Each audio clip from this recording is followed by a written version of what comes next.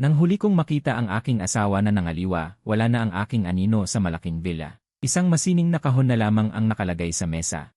Ngunit nang makita niyang ang laman nito, parang may biglang sumakit sa kanyang puso. Ang dating malamig na babae ay biglang nag-alala.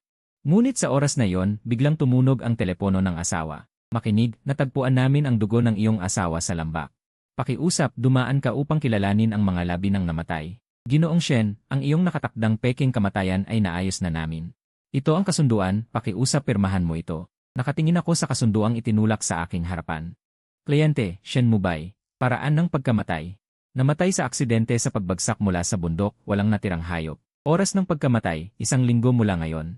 1 linggo mula ngayon, iyon ang anibersaryo ng aming kasal ni Gu Mingyue, at ito rin ang araw na pinlano kong umalis sa kanya. Simulan natin mula sa petsang ito.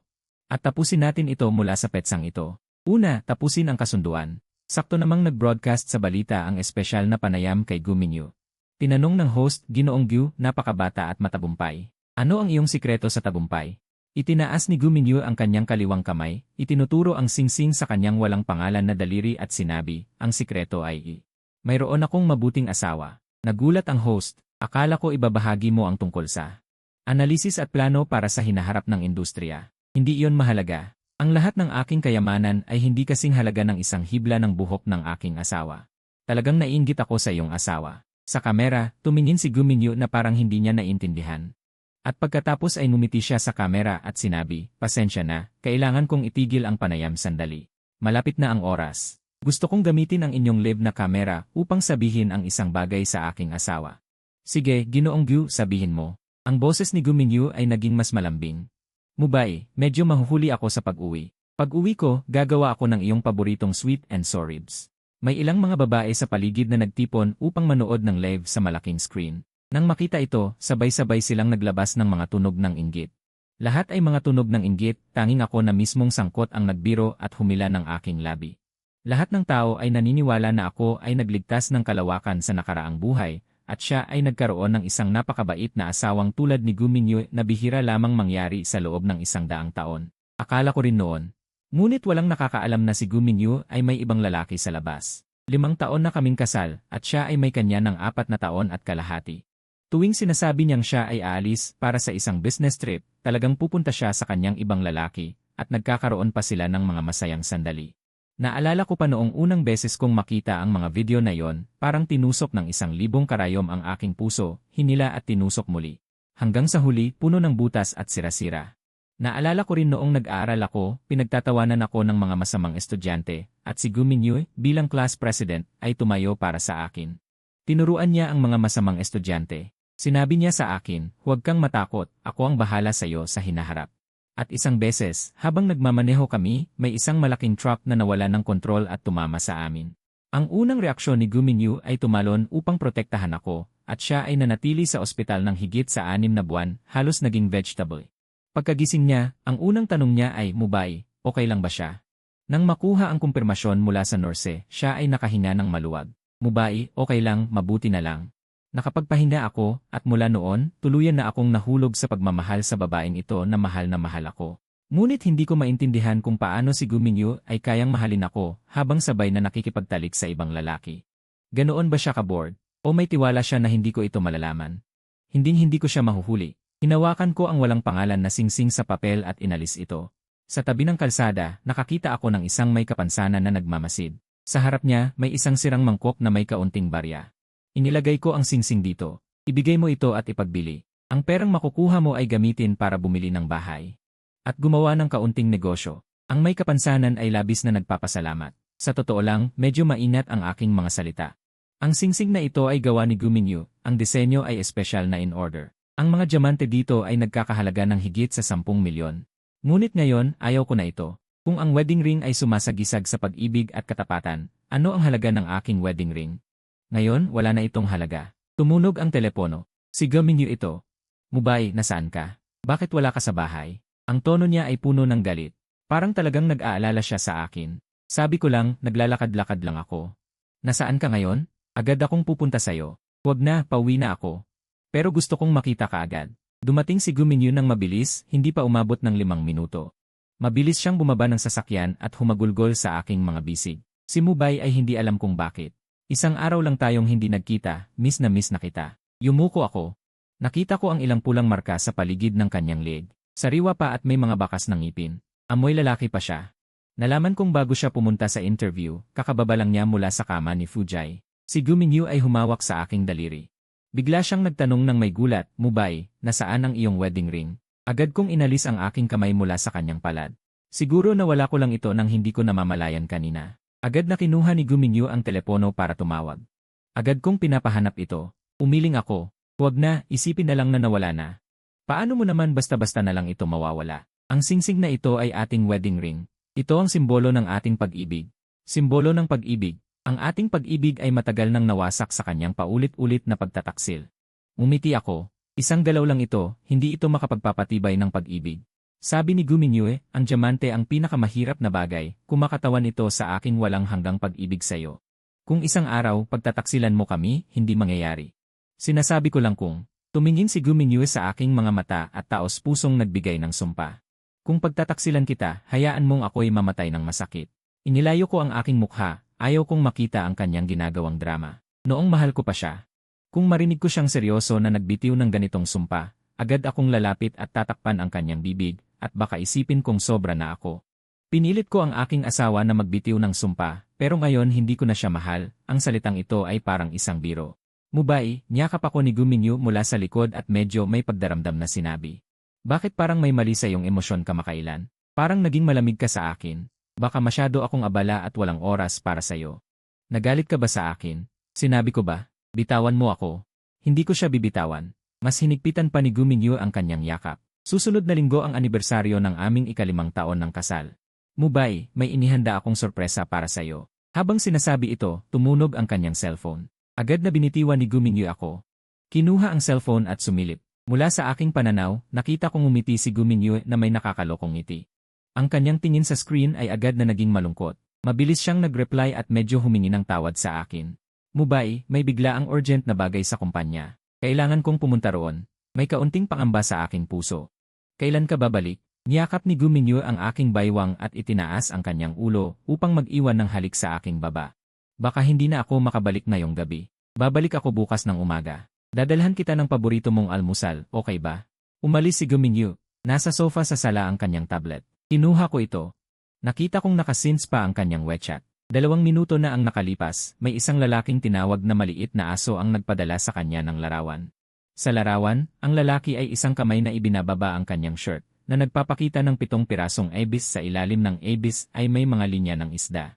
Malinaw na nakikita, sa ibaba, ang kanyang pantalon ay halatang umbok. Sa gabi na wala ang kanyang amo, ang maliit na aso ay nakakaramdam ng sobrang lungkot at pangungulila. 7 beses na siyang gumawa ngunit hindi pa rin siya nasiyahan. Darating ba ang reyna? Ang sagot ni Guminyu ay 2 salita, at siya ay malupit na tinamaan. Ang luha ay dumadaloy mula sa sulok ng aking mata, sobrang init. Hindi ko alam kung kailan ako nakatulog.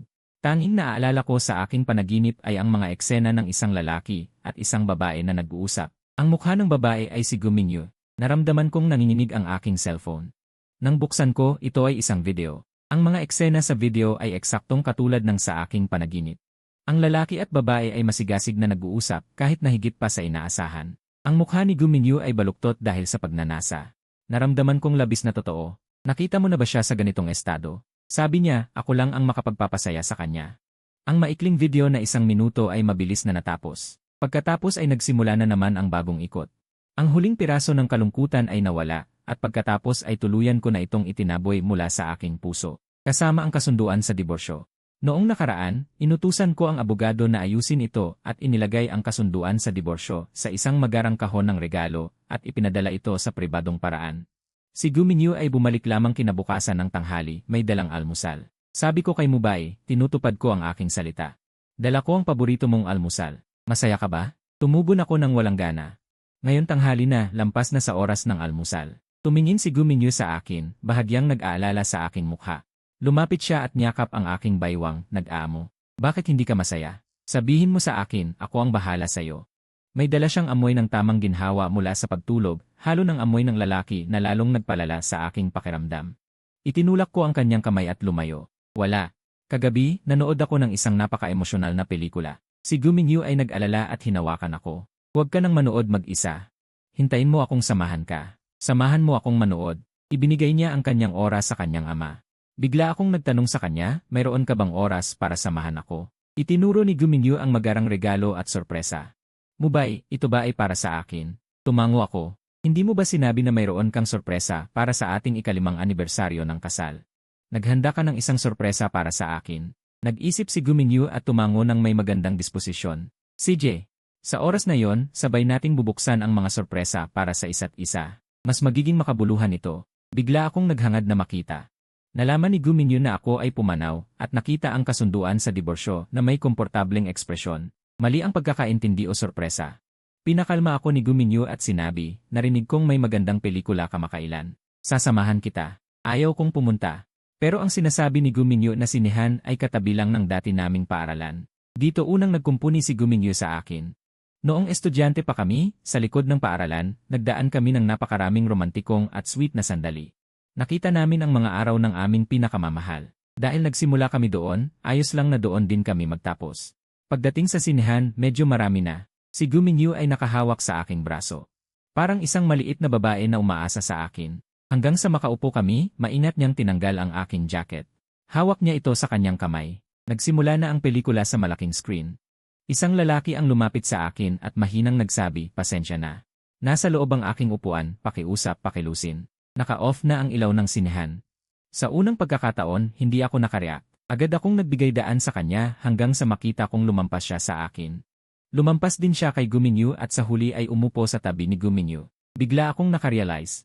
Sa susunod na segundo, ang tasa ng coke sa kamay ni Fujay ay nahulog, buong tasa ng coke ang tumalsik sa damit ni Guminyu. Pasensya na. Talagang pasensya na, sabi ni Fujay habang nag-aabot ng tissue mula sa kanyang bag para punasan siya.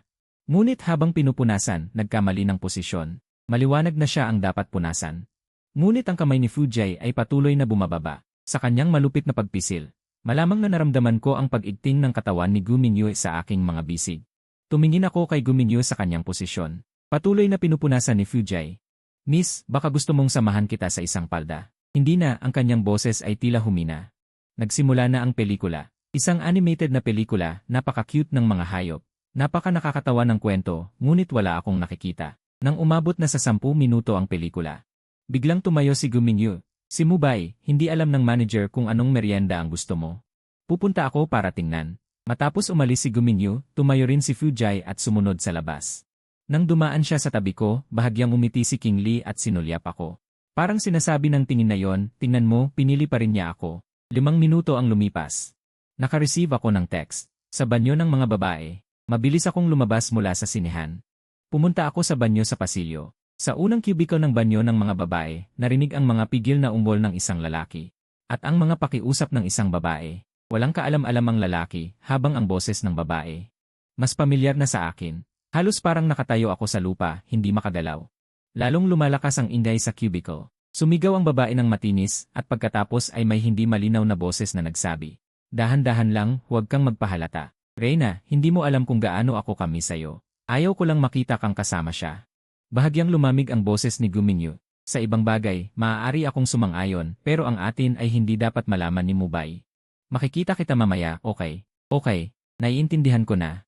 Pero hindi mo ba naiisip na napaka-exciting na gawin ito sa sinehan? Ngumiti si Guminyu. Medyo nga. Kaya mamaya itutuloy natin. Ang boses ni Guminyu ay halos hindi na marinig. Mamaya bibili ako ng tiket para sa huling hanay. Sa oras na yon, hindi na tayo kailangang magtago sa banyo. Diretso na sa upuan. Halos umalis ako na parang wala sa sarili, papunta sa mga upuan sa sinehan. Pinayagan kong magdusa ng ilang minuto, at pagkatapos ay pinilit kong sabihin sa sarili ko, ito na ang huli. Ito na ang huli kong pagkakataon na masaktan para kay Guminyu. Bumalik si Guminyu nang malapit nang matapos ang pelikula, may dala pa ring amoy ng bagong pabango. Bukod dito, nagdala rin siya ng isang kahon ng popcorn. Mubay, pasensya na, nahuli ako sa pagbalik. Nasira ang popcorn at tumagal ng matagal bago ito maayos. Ito ay bagong luto. Kainin mo habang mainit. Itinuro ko ang aking kamay, ayaw ko nang kumain. Sige, manood tayo ng pelikula. Ngumiti ako ng malamig, malapit nang matapos ang pelikula.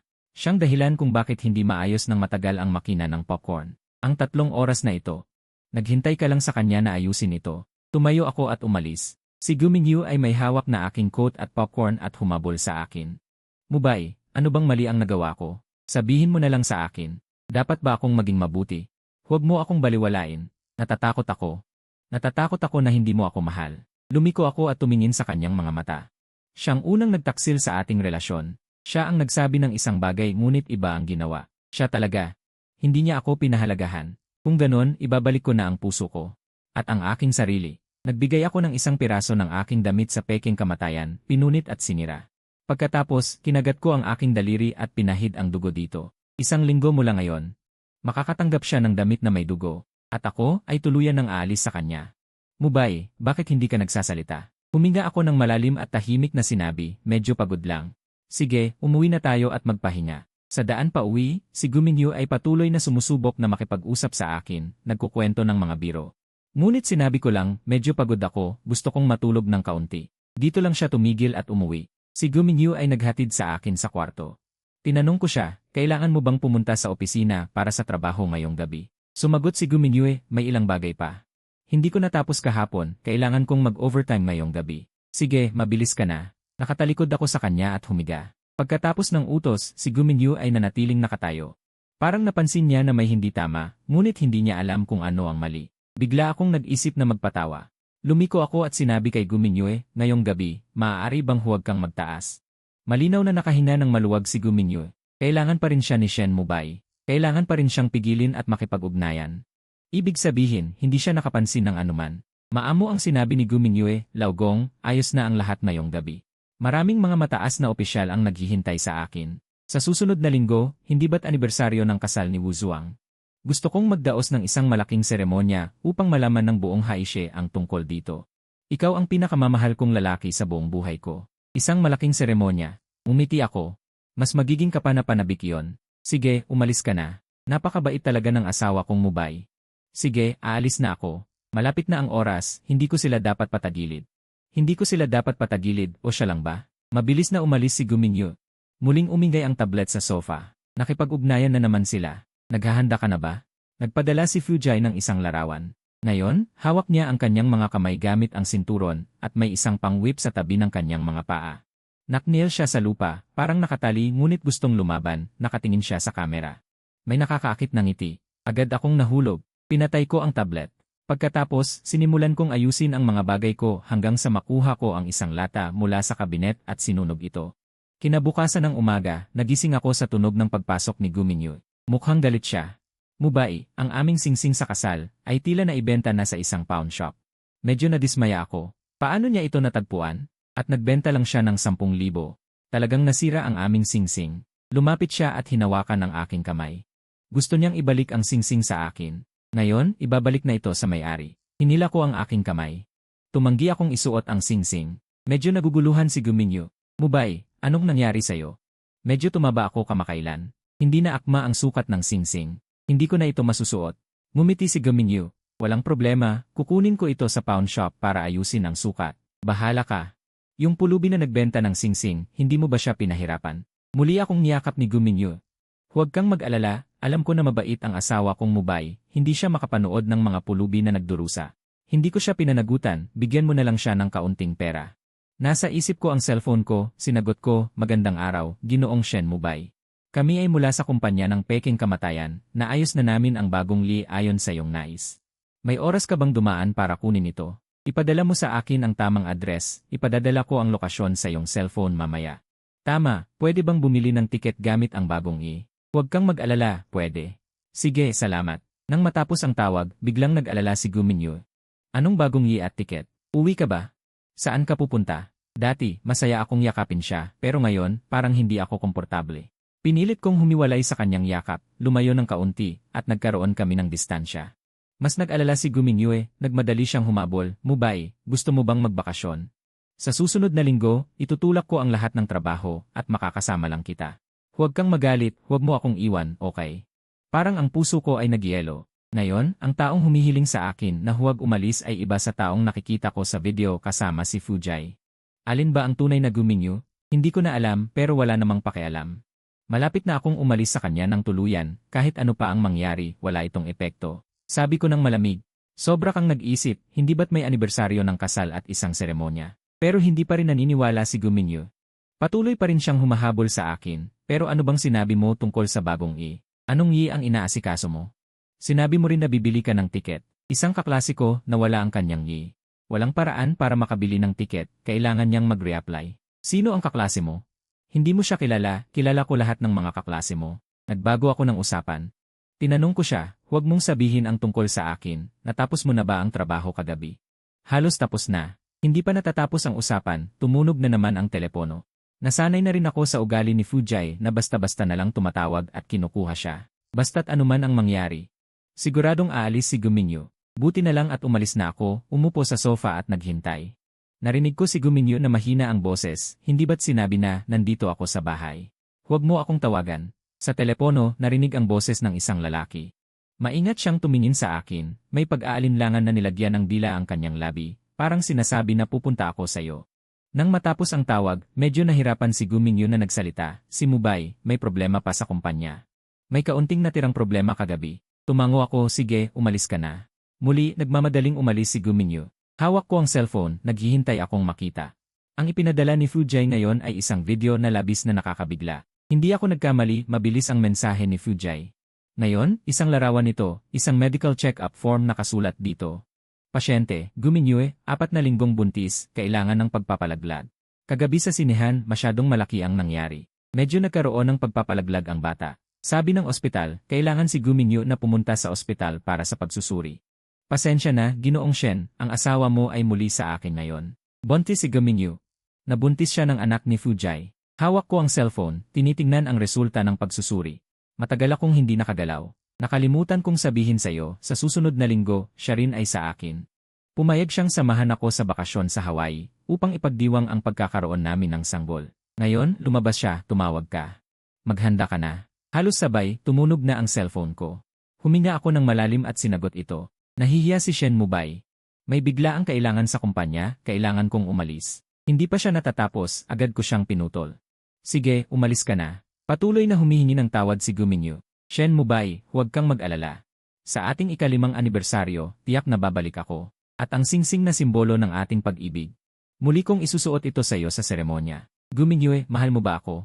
Siyempre, ikaw ang tanging lalaking minahal ko sa buhay ko. Sabi ko, kung isang araw ay niloko mo ang ating pag-ibig, aalis ako sa iyo, magpakailanman. Parang narinig ni Guminyo ang isang biro. Tumawa siya at sinabi, hindi kita bibigyan ng pagkakataong iyon. Seryoso ako. Hindi ako nagbibiro. Kung malaman kong nangyari yon, hindi mo na ako mahahanap pang muli. Basta't ikaw pa rin si Shen Mubay, kahit saan ka magpunta, hahanapin kita. Talaga? Kung hindi na ako si Shen Mubay, mas malaki ang benepisyo ng tawag na Gyu. Parang naglalaro ka sa akin. Paano ka hindi si Shen Mubay? Sige na, Shen Mubay. Huwag ka nang mag-isip ng kung ano-ano. Talagang ikaw lang ang mahal ko sa buhay na ito. 1 linggo mula ngayon, babalik ako para makasama ka. 10 minuto ang lumipas, nagpadala ang kumpanya ng isang address. Nang dumating ako, ibinigay ng kausap ang mga dokumento. Ginoong Shen, simula ngayon, ito na ang iyong bagong pagkatao. Tiningnan ko ang aking bagong pangalan. Ang pangalan ko ay Zhengli. Ito ang pangalan na ibinigay ko sa sarili ko. Sa hinaharap sa mundong ito, walang Shen Mubay, tanging Zhengli. Ginoong Zhengli, nabili na rin namin ang iyong tiket. Sa susunod na Sabado ng umaga, 10:00, lilipad ka patungong Iceland. Inayos ko ang lahat ng dokumento, tumango ako. Ang pera ay ipapadala ko sa iyong kumpanya mamaya. Ginoong Zhengli, mayroon ka pang 1 linggo. Maaari mo pang pag-isipan. Kung babalik ka, hindi kami manghihingi ng anumang bayad. Hindi. Tumayo ako at nagpasya. Hindi ako babalik sa mga susunod na araw. Ang mga mensahe mula kay Guminyo at Fujay ay patuloy na darating. 3 araw na lang bago ang anibersaryo ng kasal. Pinalitan ko ang lahat ng balanse sa aking card ng cash at kinansela ang lahat ng bank card na nakapangalan kay Shen Mubay. 1 araw na lang bago ang anibersaryo ng kasal. Nakatingin sa malaking bahagi ng walang laman na bahay. Pakiramdam ko ay sobrang magaan. Ang isip ay isang bagay na sandali lamang. Kung mas mahal mo, magiging maluwag ka. Sa gabi bago ang anibersaryo ng kasal, nag-isa akong umakyat sa tuktok ng bundok. Ang malamig na hangin ay humahampas sa akin. Hindi ko rin ramdam ang lamig. Nang makatanggap ako ng tawag mula kay Guminyo, gabi na. Mukhang masaya ang kanyang boses. Mubay, nakababa na ako ng eroplano. Malapit na akong makauwi. Bumalik ako para dalhan ka ng mga merienda. Kakain tayo ng magkasama, ayos lang ba? Wala ako sa bahay. Ang late na, nasaan ka? Sa tuktok ng bundok. Anong ginagawa mo sa tuktok ng bundok? Nanonood ng mga bituin. Hintayin mo ako. Pupunta ako agad. Biglang may narinig na tunog ng pang-aasar mula sa kabilang linya. Parang may lalaking nagsasalita. Nagalit si Guminyu at nagbitiw ng isang salita. Parang hindi pa rin tumitigil ang lalaki. Matagal na walang sinasabi si Guminyu. Pagkatapos, narinig ko ang tunog ng halikan ng lalaki at babae. Nakangiti ako. Guminyu, darating ka ba? Medyo hoarse ang boses ni Guminyu, may kasamang hingal. Mubai, simula bukas ay lagi na kitang sasamahan. Ngayong gabi, pupunta ako sa opisina para ayusin ang mga natitirang bagay. Para makasama kita ng maayos. Ayos lang ba? Umiti ako. Ang ating Mubai ay talagang mabuti. Kaya tinawag ko siyang huli kong tawag sa kanya. Anong nangyari? Wala naman. Wala na. Sa hinaharap, wala nang Shen Mubai sa mundong ito. Pagkatapos bumaba, sumakay ako ng taxi papuntang Paliparan. Nakita ng driver na nag-iisa ako. Nag-alala siyang nagtanong, Ginoo, nasaan ang bagahe mo? Maaari kitang tulungan. Wala akong bagahe. Magmaneho na. Ito lang ang dala ko. Isang lumang larawan at isang tiket. Bukod dito, lahat ng bagay na may kaugnayan kay Shen Mubai ay naayos ko na. Matapos ang kalahating oras, huminto ang sasakyan sa pasukan ng Paliparan. Nag-scan ako ng code at inilipat ang lahat ng pera sa cellphone ko sa driver. Medyo naguluhan ang driver. Ginoo, nagkamali ka ng transfer. 30 yuan lang, hindi 300,000 yuan. Ibabalik ko sa'yo. Hindi na kailangan, salamat sa paghatid sa akin. Pagbaba ko ng sasakyan, kinuha ko ang size card at pinutol ito kasama ng cellphone. Diretso ko itong itinapon sa basurahan at hindi na lumingon habang pumasok sa terminal. Pero sa oras na yon, biglang tumunog ang telepono ng asawa ko. Ayos lang. Natagpuan namin ang dugo ng iyong asawa sa lambak. Pakiusap, dumaan ka para kilalanin ang mga labi ng namatay. Ginoong Shen, ang iyong reservation para sa peking pagkamatay ay naayos na namin. Narito ang kontrata. Pakiusap, pirmahan mo ito. Ito ay walang aksidente. Oras ng pagkamatay. 1 linggo mula ngayon. 1 linggo mula ngayon, iyon ang anibersaryo ng aming kasal ni Guminyu. Ito rin ang araw na pinlano kong umalis sa kanya. Simulan natin mula sa petsang ito. At tapusin din natin mula sa petsang ito. Una, ilabas ang kontrata. Sakto lang na ang balita sa tulay ay naglalaro. Ang panayam ni Guminyu. Tinanong ng host, ano ang sikreto ng iyong tagumpay, Ginoong Gu? Itinaas ni Guminyu ang kanyang kaliwang kamay at itinuro ang singsing sa kanyang pang-apat na daliri. Ang sikreto ay mayroon akong mabuting asawa. Nagbigay ng opinyon ang host. Akala ko ibabahagi ninyo ang tungkol sa pagsusuri at plano para sa hinaharap ng industriya. Hindi iyon mahalaga.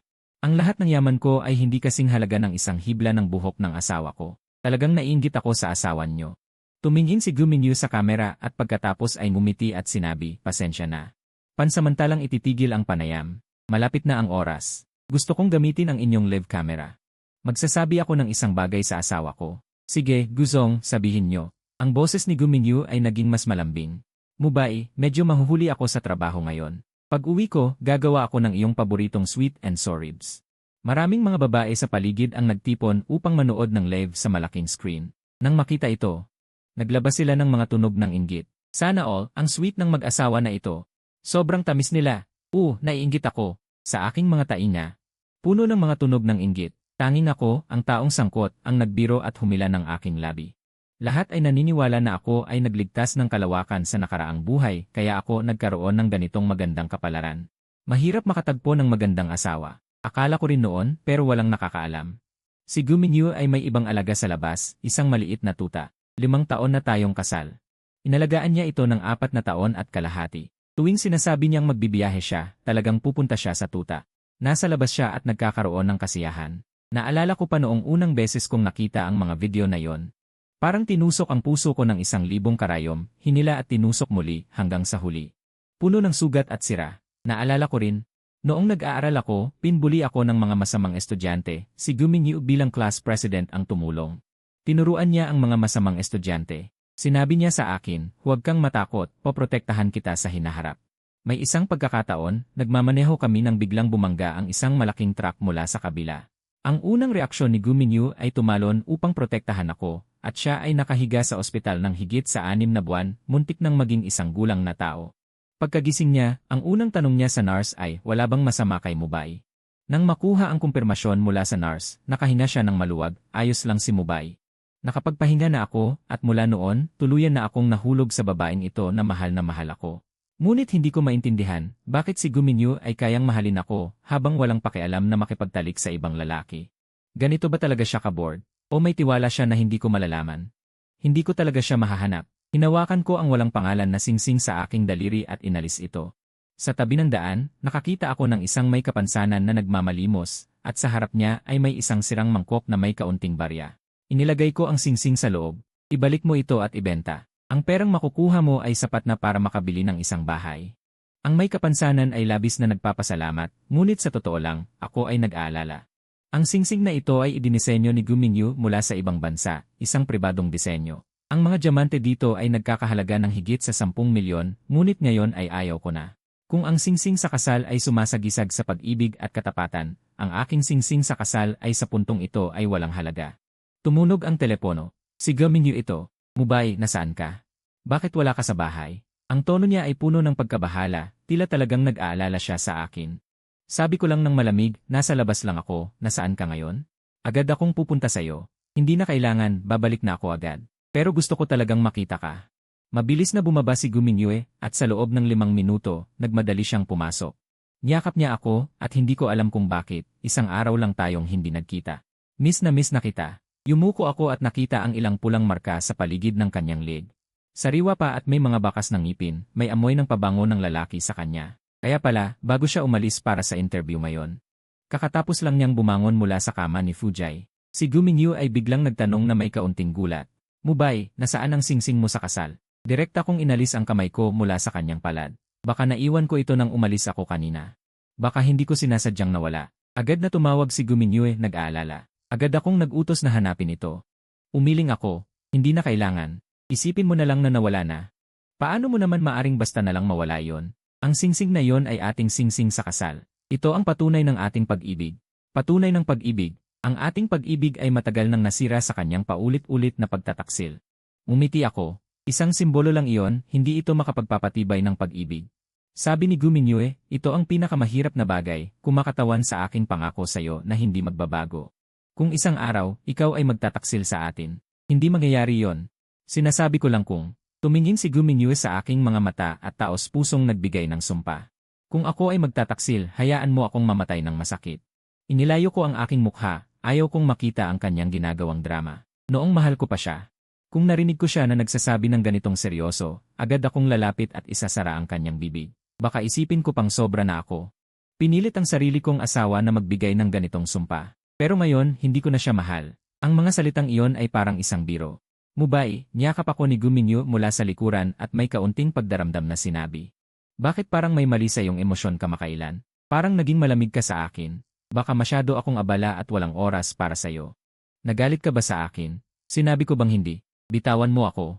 Hindi ko bibitawan. Mas hinigpitan pa ni Gu Mingyu ang yakap sa akin. Susunod na linggo ay ang ating ika-5 anibersaryo ng kasal. Mubay, may inihanda akong sorpresa para sa iyo. Habang sinasabi ito, tumunog ang kanyang telepono. Agad na binitiwan ni Gu Mingyu ako.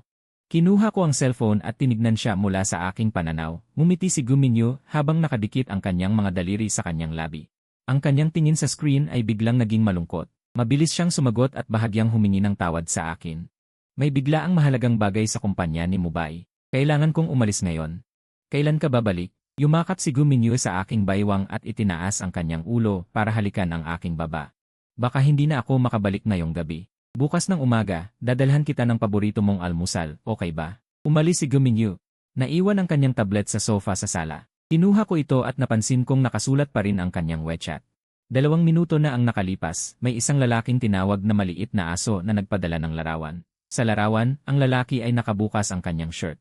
Ipinakita ang kanyang 6 na pirasong ebis, malinaw na makikita ang mga linya sa ilalim ng kanyang ebis. Sa ibaba, halatang nakabukol ang kanyang pantalon. Sa mga gabi na wala ang kanyang amo. Naramdaman ng maliit na aso ang labis na kalungkutan. 7 beses na siyang gumawa sa araw na iyon, ngunit hindi pa rin siya nasiyahan. Darating ba ang reyna? Ang sagot ni Gu Mingyu ay 2 salita lamang. Hintayin mo ako. Pinatay ko ang tablet at masakit na pinikit ang aking mga mata. Akala ko hindi na ako muling gaganap. Ngunit nang makita ko ang mga chat record na ito, para akong tinamaan ng isang malakas na suntok. Umiiyak ako habang dumadaloy ang mga luha mula sa aking mga mata. Hindi ko alam kung kailan ako nakatulog. Ang tanging naaalala ko ay ang mga eksena ng isang lalaki at isang babae na nag-uusap. Ang mukha ng babae ay si Gu Mingyu. Nag-vibrate ang aking cellphone.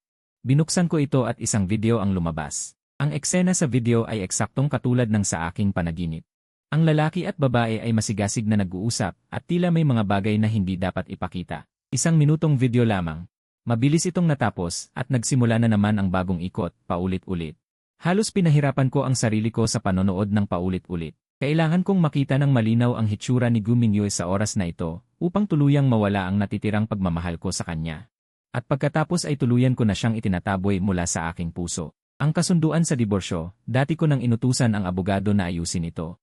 Ipinadala ko ang kasunduan sa diborsyo sa isang magarang kahon ng regalo kasama ang 4 na sobre. Si Gu Mingyue ay bumalik lamang kinabukasan ng tanghali, may dalang almusal. Si Mubay, sinabi ko ang aking salita. Dala ko ang paborito mong almusal mula sa paborito mong lugar. Masaya ka ba? Tumugon ako ng walang gana. Tanghali na, lampas na sa oras ng almusal. Tumingin si Gu Mingyue sa akin, bahagyang nag-aalala sa aking mukha. Lumapit siya at niyakap ang aking baywang, parang nagmamakaawa. Bakit hindi ka masaya? Sabihin mo sa akin, ako ang bahala. May dala siyang amoy ng tamang-tamang gatas at halong amoy ng lalaki, na lalo pang nagpalala ng aking pagkasuka. Itinulak ko ang kanyang kamay at humiwalay ng kaunti. Wala. Nanonood ako ng isang napaka-emosyonal na pelikula kagabi. Si Gu Mingyue ay nag-alala at hinawakan ako. Huwag ka nang manood mag-isa. Hintayin mo akong samahan ka. Samahan mo akong manood. Ibinigay niya ang kanyang araw at gabi sa kanyang ama. Bigla akong nagtanong sa kanya, mayroon ka pa bang oras para samahan ako? Si Gu Mingyue ay tila nag-aalala sa magandang regalo at sorpresa. Mubay, ito ba ay para sa akin? Tumango ako. Hindi ba't sinabi mong may sorpresa ka para sa ating ika-5 anibersaryo? Naghanda ka ng sorpresa para sa akin. Mayroon din akong sorpresa para sa'yo. Si Gu Mingyue ay tila masaya. Hawak ang regalo, hindi ito basta-basta. Maaari ko bang buksan ito? 1 linggo mula ngayon, sa araw ng ating anibersaryo. Buksan mo na lang mamaya. Si Gu Mingyue ay nag-isip at tumango ng may magandang disposisyon. Sige, sa oras na yon, sabay nating buksan ang mga sorpresa para sa isa't isa. Mas magiging makabuluhan yon. Bigla akong naghangad na makita. Si Gu Mingyue ay nalaman ang tungkol sa aking pagkamatay at nakita ang kasunduan sa diborsyo na may komportableng ekspresyon. Isang pagkakamali o isang sorpresa. Si Gu Mingyue ay nag-aaliw sa akin. Narinig ko na may magandang pelikula kamakailan. Sasamahan kita manood. Ayaw kong pumunta pero sinabi ni Gu Mingyue na ang sinehan na yon ay nakatayo sa tabi ng ating dating paaralan. Doon unang nagdeklara si Gu Mingyue sa akin. Ang mga estudyante tayo. Sa likod ng paaralan, sa kalsadang iyon, nagdaos tayo ng napakaraming romantikong at sweet na sandali. Nasaksihan ang ating mga pinakamasayang araw. Dahil nagsimula tayo roon, tapusin na lang natin ito roon. Dumating na tayo sa sinehan. Medyo marami, si Gu Mingyue ay nakahawak sa kamay ko, parang isang maliit na babae na umaasa sa akin. Hanggang sa umupo kami, maingat niyang tinanggal ang aking jacket at kinuha ito sa kanyang kamay. Nagsimula nang mag-play ang pelikula sa malaking screen, at sa oras na yon, may isang lalaki na lumapit sa akin. Tahimik siyang nagsabi, pasensya na, ang upuan ko ay nasa loob. Pakiusap, pakilusin, nakapatay na ang ilaw ng sinehan, hindi ko agad naisip. Mabilis ko lang siyang pinadaan hanggang sa makita kong lumampas siya sa akin at kay Gu Mingyue. Sa wakas, umupo siya sa tabi ni Gu Mingyue, bigla kong naisip na ang boses na yon ay sobrang pamilyar. Siya nga ang lalaki sa video na nakikipag-ugnayan kay Gu Mingyue. Sa susunod na segundo, ang baso ng kola sa kanyang kamay. Isang buong baso ng kola ang tumalsik sa tiyan ni Gu Mingyue. Pasensya na, talagang pasensya na. Sinasabi ito habang nag-aabot ng tissue mula sa kanyang bag para punasan siya, pero habang pinupunasan. Mali ang posisyon. Maliwanag na ang tinamaan ay ang tiyan, pero ang kamay niya ay patuloy na bumababa. Ang pagpisil na parang naglalaro, kasabay nito, ramdam ko ng malinaw. Ang mga bagay sa aking mga braso ay nanginginig, kasama na ang buong katawan niya na nagsimulang maging tense. Tumingin ako sa tiyan ni Gu Mingyue. Ang kamay ng lalaki ay nasa ibaba, ang kamay ni Gu Mingyue ay nasa itaas, mahigpit na pinipisil siya. Ang tingin niya ay tila nagbabala sa kanya, huwag kang magulo, pero si Fu Jai ay patuloy na nag-aalaga. Miss, baka gusto mo akong samahan sa isang palda. Hindi na, ang boses niya ay tila nagiging mas mataas. Nagsimula na ang pelikula, isang animated na pelikula. Ang mga hayop ay napaka-cute. Napaka nakakatawa ng kwento, pero wala akong nakikita. Nang umabot ang pelikula sa 10 minuto. Biglang tumayo si Gu Mingyue, Mubay, hindi alam ng manager ng sinehan kung anong merienda ang gusto mo. Pupunta ako para tingnan. Matapos umalis si Gu Mingyue, tumayo rin si Fu Jai at sumunod sa kanya. Nang dumaan siya sa tabi ko, may sinadyang pag-ikot si King Li at pumunta sa banyo sa pasilyo. Sa unang cubicle ng banyo ng mga babae, narinig ang mga umbol ng mga lalaking pinipigilan at ang mga daing ng mga babae. Walang malay na nag-uusap ang mga lalaki, at mas pamilyar ako sa boses ng mga babae. Para akong na-stuck sa lupa. Hindi makagalaw. Lalong lumalakas ang ingay sa cubicle at sumigaw ang babae. Tapos narinig ko si Gu Mingyue na mahinang nagsabi, dahan-dahan lang, baka may makakita. Hindi mo alam kung gaano ako kamis ng mga tuta. Ayaw ko lang makita kang kasama siya. Medyo lumamig ang boses ni Gu Mingyue. Kaya kong ipagpaliban ang ibang bagay. Ngunit hindi natin dapat ipagsabi ang tungkol sa atin kay Mubay. Ngayon na nakita mo siya, magpapatuloy tayo mamaya. Ang boses ni Guminyu ay halos wala ng boses. Mamaya bibili ako ng tiket, gusto ko sa huling hilera. Sa oras na yon, hindi na tayo kailangang magtago sa banyo, direkta na sa upuan. Para akong umalis sa teasan. Umupo ako sa mga upuan sa silid ng tunog. Pinayagan kong magdusa ng ilang minuto, at pagkatapos ay pinilit kong sabihin sa sarili ko. Ito na ang huli. Ito na ang huli kong sakit para kay Guminyu. Bumalik si Guminyu nang malapit na matapos ang pelikula. May dala pa rin siyang amoy ng bagong lutong pagkain. Bukod dito, nagdala rin siya ng isang kahon ng popcorn. Mubay, pasensya na at nahuli ako. Ang popcorn machine sa ospital ay nasira at inabot ng mahabang panahon bago ito maayos. Ito ay bagong luto, kainin mo habang mainit. Tumanggi ako, ayaw ko na. Sige, manood na lang tayo ng pelikula. Nagtawanan ako, malapit nang matapos ang pelikula. Sisi ko ang teknisyan na nag-ayos ng popcorn machine. Ang tagal bago ito naayos. Kaya't sa 3 oras na ito, naghintay ka lang na maayos ito. Tumayo ako at umalis. Sinundan ako ni Guminyu na may hawak na aking jacket at popcorn. Mubay, ano bang mali ang nagawa ko? Sabihin mo sa akin ng diretsyo, ano ang dapat kong gawin? Huwag mo akong baliwalain, natatakot ako. Natatakot sa anong? Natatakot na hindi mo ako mahal. Lumiko ako at tumingin sa kanyang mga mata.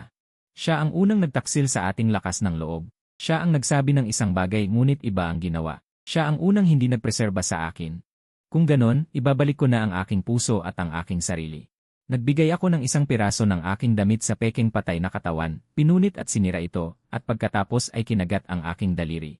Pinahid ko ang dugo dito. Pagkatapos ng 1 linggo, matatanggap niya ang pirasong ito na may dugo. At ako ay tuluyan ng aalis sa kanya. Mubay, bakit hindi ka nagsasalita? Huminga ako ng malalim at tahimik na sinabi, medyo inaantok lang. Kung ganon, umuwi na tayo at magpahinga. Sa daan pa uwi, patuloy na sinubukan ni Guminyu na makipag-usap sa akin. Nagsalita siya ng mga biro sa akin, ngunit sinabi ko lang, medyo pagod na ako, gusto kong matulog ng kaunti. Dito lang siya umiwas. Pagdating sa bahay, sinamahan ako ni Guminyu sa kwarto. Tinanong ko siya, kailangan mo bang pumunta sa opisina mamaya para sa mga gawain? Tumugon si Guminyu ng may ilang bagay pa. Hindi natapos kahapon, kailangan pa niyang mag-overtime mamaya. Sige, mabilis ka na. Humiga ako na nakatalikod sa kanya. Bumaba si Zukiling, ngunit hindi kumilos si Guminyu. Parang napansin din niya na may hindi tama, pero hindi niya alam kung ano ang mali. Bigla akong nag-isip na magpatawa. Humarap ako kay Guminyu at sinabi, maaari bang hindi ka na pumunta mamaya? Halatang nakahina siya ng maluwag. Kailangan pa siya ni Shen Mubay, kailangan pa siyang pigilin at dumikit sa kanya. Ibig sabihin, hindi siya nakapansin ng anuman. Malumanay na sinabi ni Guminyu, Laogong, sinabi na ng lahat na masaya ang gabi, maraming mga executive ang naghihintay sa akin. Sa susunod na linggo, hindi ba't ang ating ika-5 anibersaryo ng kasal? Magho-host ako ng isang malaking seremonya upang malaman ng buong lungsod na ikaw ang pinakamamahal kong lalaki sa aking buhay. Isang malaking seremonya. Umiti ako, mas magiging kapanapanabik ito. Sige, umalis ka na. Ang ating Mubay ay talagang maganda. Kaya alis na ako. Malapit na ang oras, hindi dapat sila maghintay ng matagal. Hindi dapat sila maghintay ng matagal. Hindi pa rin dapat siya maghintay ng matagal. Mabilis na umalis si Guminyu. Muli, nagsimula nang mag-vibrate ang tablet sa sofa. Nagkaroon sila ng ugnayan muli. Nakaayos ka na ba? Nagpadala si Fujai ng isang larawan. Sa pagkakataong ito, hawak niya ang kanyang mga kamay gamit ang sinturon at may nakalagay na panghampas sa tabi ng kanyang mga paa. Nakaluhod siya sa lupa. Parang nakatali pero gustong lumaban na bola ng lupa, itinaas ang kanyang ulo at nakatingin ng pahilig sa kamera, may ngiti sa kanyang mga labi. Agad akong nahulog. Pinatay ko ang tablet at nagsimula ng ayusin ang aking mga gamit. Hanggang sa kumuha ako ng isang lata mula sa aparador. Sandali akong huminto. Ang lata na ito ay naglalaman ng mga liham ng pag-ibig na isinulat sa akin ni Guminyu. Makapal na bunton nito. Dinala ko ang lahat ng liham ng pag-ibig sa labas. Sinunog ko ito ng apoy. Kinabukasan ng umaga, nagising ako sa tunog ng pagpasok ni Guminyu. Mukhang galit siya. Mubay, ang aming mga singsing sa kasal ay tila na ibenta na sa isang tindahan. Medyo nadismaya ako. Paano niya ako natagpuan? At nagbenta pa siya ng 100,000 piso. Talagang nag-aalala siya sa aming mga singsing. Lumapit siya sa akin at hinawakan ang aking kamay. Gustong ibalik sa akin ang singsing. Ngayon, ibabalik na sa may-ari. Inilayo ko ang aking kamay. Tumanggi akong isuot ang singsing. Medyo naguguluhan si Guminyu. Mubay, anong nangyari sa'yo? Medyo tumaba ako kamakailan. Hindi na akma ang sukat ng singsing. Hindi ko na ito masusuot. Ngumiti si Guminyu. Walang problema, kukunin ko ito sa tindahan. Papabago ko ang sukat nito. Bahala ka, nagtanong ako. Yung pulubing nagbenta ng singsing, hindi mo ba siya pinabayaan? Muli akong niyakap ni Gu Mingyu. Huwag mag-alala. Alam ko na mabait ang puso ng ating Mubay. Nakatingin si Gu sa pulubi. Hindi ko siya pinanagot. Bigyan pa siya ng kaunting pera. Habang sinasabi ko ito, tumunog ang aking cellphone. Sinagot ko ito. Magandang araw, Ginoong Mubay. Kami ang kumpanya ng Peking Kamatayan. Ayon sa iyong kagustuhan, naayos na namin ang bagong pagkakakilanlan mo. May oras ka bang makuha ito? Ipadala mo sa akin ang tamang address, ipapadala ko ang lokasyon sa iyong telepono mamaya. Tama, pwede bang bumili ng tiket gamit ang bagong dokumento? Huwag kang mag-alala, pwede. Sige, salamat. Nang matapos ang tawag, biglang nag-alala si Gu Mingyu. Anong bagong dokumento, Mubay? At ticket, uwi ka ba? Saan ka pupunta? Dati, masaya ako kapag niyayakap niya ako, pero ngayon, parang hindi ako komportable. Pinilit kong itulak siya palayo, umalis ng kaunti, at nagkaroon kami ng distansya. Mas nag-aalala si Gu Mingyu, nagmamadaling sumunod sa akin. Mubay, gusto mo bang maglakbay? Sa susunod na linggo, ititigil ko ang lahat ng trabaho at makakasama lang kita. Huwag kang magalit, huwag akong iwan, okay? Parang ang puso ko ay nagyelo. Ngayon, ang taong humihiling sa akin na huwag umalis ay iba sa taong nasa video na nakikipag-ugnayan kay Fujay. Alin ba sa kanila ang tunay na Gu Mingyu? Hindi ko na alam pero wala namang pakialam. Malapit na akong umalis sa kanya ng tuluyan. Kahit anong mangyari, wala itong magiging epekto. Sabi ko ng malamig. Sobra kang nag-iisip. Hindi ba't may seremonya pa tayo para sa ating anibersaryo? Pero hindi pa rin naniniwala si Gu Mingyu. Patuloy pa rin siyang humahawak sa akin. Pero ano bang sinabi mo tungkol sa bagong dokumento? Anong dokumento ang inasikaso mo? Sinabi mo pang bibili ka ng tiket. Isang kaklasiko na wala ang dokumento niya. Hindi siya makabili ng tiket, kailangan niyang muling mag-apply. Sino ang kaklase mo? Hindi mo siya kilala. Kilala ko lahat ng kaklase mo. Sinimulan kong baguhin ang usapan.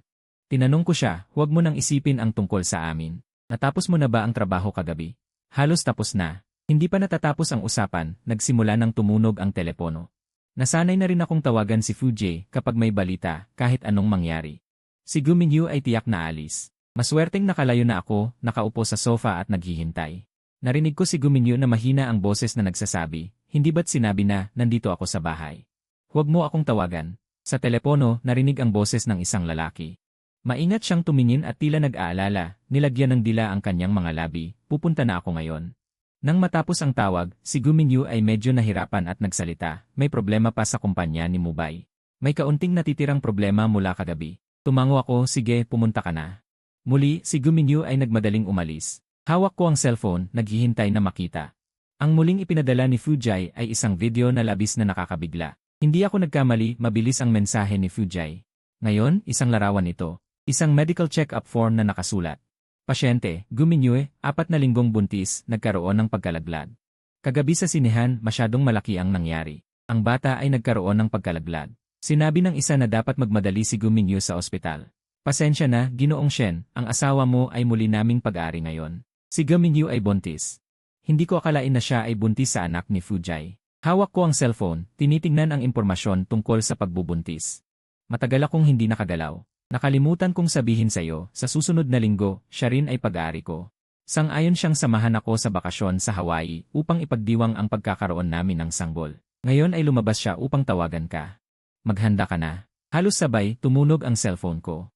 Humigop ako ng malalim na hangin at sinagot ito, Mubay, pasensya na. May bigla ang kailangan sa kumpanya na kailangan kong mag-business trip. Bago pa siya makapagpatuloy, agad ko siyang pinutol. Pumunta ka na. Si Gu Mingyu ay patuloy na humihingi ng tawad, Mubay, huwag kang mag-alala. Sa aming ika-5 anibersaryo, tiyak na babalik ako. At ang simbolo ng aming pag-ibig, ang singsing na kasal. Ibibigay ko sa iyo ang singsing sa seremonya, Gu Mingyu, mahal mo ba ako? Siyempre, ikaw lang ang tanging lalaking minahal ko sa buhay ko. Sinasabi ko, kung isang araw, lokohin mo ang ating pag-ibig. Iiwanan kita magpakailanman. Si Gu Mingyu ay tila nakarinig ng isang biro. Humihikbi siya at nagsabi, hindi ko hahayaan na mangyari yan. Seryoso ako. Hindi ako nagbibiro. Kung malaman kong ginawa mo yan, hindi mo na ako mahahanap pang muli sa buong buhay mo. Basta't ikaw pa rin si Shen Mubay, kahit saan ka magpunta, hahanapin kita. Talaga? Kung hindi na ako si Shen Mubay? Parang naglalaro ka lang sa akin. Paano ka hindi si Shen Mubay? Tama na, Mubay. Huwag ka nang mag-isip ng kung ano-ano. Sa buong buhay ko, ikaw lang ang mahal ko. 1 linggo mula ngayon, tiyak na darating ako para samahan ka.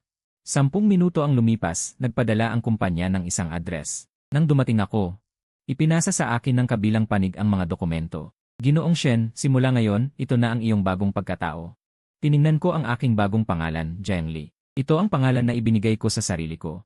Sa hinaharap, wala nang Shen Mubay, tanging si Zhengli, Ginoong Zhengli. Nabili na rin namin ang iyong tiket. Sa susunod na Sabado ng umaga, lilipad ka patungong Iceland. Inilagay ko ang lahat ng dokumento sa ayos, tumango bilang pasasalamat. Ang pera ay ipapadala ko sa iyong kumpanya mamaya. Ginoong Zhengli, mayroon ka pang 1 linggo. Maaari mo pang pag-isipan ito. Kung magbabalik loob ka, wala kaming sisingilin na anumang bayad. Hindi. Tumayo ako ng matatag. Hindi ako magbabalik loob. Sa mga susunod na araw, ang mga mensahe mula kay Guminyu at Fujay ay patuloy na dumarating. 3 araw na lang bago ang anibersaryo ng kasal. Pinalitan ko ang lahat ng balanse sa aking card sa cash at kinansela ang lahat ng bank account na nakapangalan kay Shen Mubay. May 1 araw na lang bago ang anibersaryo ng kasal. Habang tinitingnan ang halos walang laman na bahay, naramdaman kong napakaluwag ng pakiramdam ko. Ang isip ay isang bagay na nagbabago sa isang iglap. Kapag hindi mo na mahal, nagiging madali na lang. Nag-isa akong umakyat sa tuktok ng bundok. Ang malamig na hangin ay humahampas sa akin, ngunit hindi ko na ito nararamdaman. Nang makatanggap ako ng tawag mula kay Guminyu, gabi na. Mukhang masaya ang kanyang boses. Mubay, nakababa na ako ng eroplano. Malapit na akong makauwi. Magdadala ako sa iyo ng mga merienda. Kakain tayo ng sabay, ayos ba? Wala ako sa bahay. Gabi na, saan ka ba? Bakit ka pupunta sa tuktok ng bundok? Para tumingin ng mga bituin. Hintayin mo ako. Pupunta ako agad. Sa kabilang linya, biglang may narinig akong boses ng isang lalaki. Parang may lalaking nagsasalita. Nagalit si Guminyu at mukhang hindi maamo ang lalaki. Matagal nang hindi nagsasalita si Guminyu. Pagkatapos, narinig ko ang tunog ng halikan ng isang lalaki at babae. Ang tunog ng halik ay tila umaabot sa akin. Nagtawanan ako, Guminyu, pupunta ka pa ba? Medyo magaspang ang boses ni Guminyu at may kasamang paghingal. Mubay, simula bukas, lagi na kitang sasamahan. Gabi na ito, pupunta ako sa opisina para ipasa ang mga bagay. Pagkatapos, makakapag-focus na ako sa iyo. Ayos ba? Umiti ako. Ang ating Mubay ay talagang mabuti. Kaya bukas ng umaga, magkikita tayo sa venue. Tama, tandaan mong dalhin ang regalo na ibinigay mo sa akin. Talagang inaasahan ko ang sorpresa na inihanda mo. Guminyu, ito na ang huli kong pagtawag sa kanya. Anong nangyari?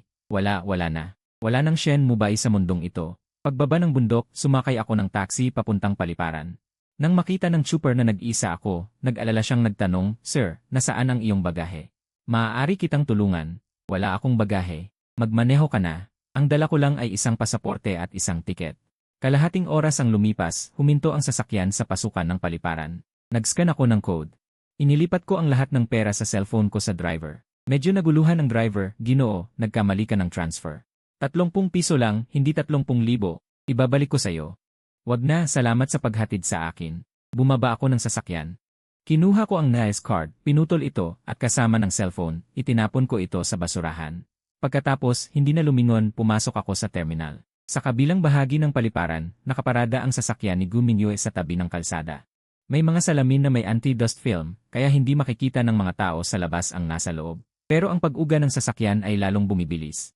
Lalong lumalakas ang pag-uga. Tinanong ni Fujay si Guminyu, totoo bang pupunta ka bukas para sali? Yung anibersaryo ng kasal na 5 taon? Sabi niya, ayaw kong umalis sa'yo, may anak ka pang dinadala. Pinisil ni Guminyu ang kanyang pisngi, hindi ba't nagustuhan mo yung graphics card? I-transfer ko ang pera para bilhin mo. Naging masigla ang mga mata ni Fujay, huwag mo akong lokohin. Kailan ba ako nang loko sa'yo? Habang nakikinig si Guminyu sa kanyang boses, bigla siyang nakaramdam ng pagkabahala para lang makabili ng tahimik. Agad niyang kinuha ang cellphone at kumita ng pera, at ayon sa kanyang hiling, nagdala ng mga resources. Mas hinigpitan ni Fujay ang yakap sa kanya.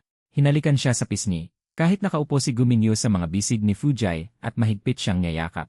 Ngunit sa kanyang puso, parang may kulang. Hindi niya alam kung bakit, sinabi ni Shen Mubay na umakyat siya sa bundok para tumingin ng mga bituin. Palagi siyang nakakaramdam na parang may mali. Si Shen Mubay ay may mataas na katayuan, paano siya biglang umakyat sa bundok para tumingin ng mga bituin? Habang iniisip ito ni Guminyu, lalo siyang nakaramdam ng pagkabahala. Samantalang si Fujay ay patuloy na nakikipaglaro sa kanya, nagiging iritado si Guminyu. Pinasok niya ito, tama na, mukhang sapat na. Ano pa ang gusto mo? Gumawa ka ng listahan para sa akin. Si Fujay, dahil sa graphics card, ay ngumiti ng nakakaakit. Alam ko, ikaw ang pinakamabait sa akin, Reyna. Si Guminyu ay nasisiyahan sa kanyang mga tagumpay at nagbigay ng isang walang gana ng ngiti. Kahit na hindi siya masyadong seryoso kay Fujay. Ngunit gusto siya ng mga batang matatag at matapang, at lagi siyang susunod sa kanyang mga mata, itataas siya sa posisyon ng reyna. Tuwing siya ay nakakaramdam ng pagod, nakakakuha siya ng walang katapusang emosyonal na halaga mula sa kanya. Ngunit parang may kakaiba ngayon, marahil dahil sa 6 na buwang panahon na sapat na para makaramdam ng kabiguan. Itinulak ni Gu Mingyu si Fujay na sinusubukang imasahe ang kanyang balikat at inayos ang kanyang damit. Ngunit ang pakiramdam ng bigat na umaabot mula sa kanyang puso ay hindi nawala, kahit na nagdudulot ito ng hindi komportableng pakiramdam sa kanyang dibdib. Parang may napakahalagang bagay na naalis mula sa kanyang laman, kinuha ni Gu Mingyu ang sasakyan at naglakad palabas. Hindi na lumingon at iniwan ang isang mensahe, "Uwi lang ako." Hindi ito ilang mga graphics card, mabilis siyang hindi sumunod, mula sa likod ay hinawakan siya sa baywang. Ang kanyang mga kamay ay mahigpit na humawak sa kanyang isang binti, hindi nagbigay ng kahit kaunting pagpapahinga, si Gu Mingyu ay naguguluhan. Saan siya nakatanggap ng ganito, hindi siya nag-atubiling bitawan, hindi siya bibitaw. Alam ni Fujay na ang dahilan kung bakit siya kasama niya ay para sa mga bagay na hindi niya makuha mula kay Shen Mubay. Nagpakitang gilas, ang kanyang mga daliri ay dumaan sa ilalim ng kanyang damit at umabot sa kanyang sinturon, tinapik ito at nagtanong, "Pagkatapos ng bukas, magkakaroon ka ng maraming oras para samahan siya."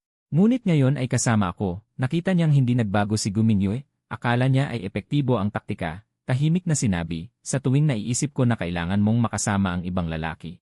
Napaka-emosyonal, ayaw kong ibigay ka sa kanila." Ang tugon sa kanya ay isang malamig na tawa, si Gu Mingyu ay dati nang nakarinig ng mga katulad na salita. Palagi siyang nagmamalasakit at nagmamahal, naglalabas ng mas maraming pera para sa kanya bilang kabayaran, ngunit ngayon ay kasama na si Shen Mubay.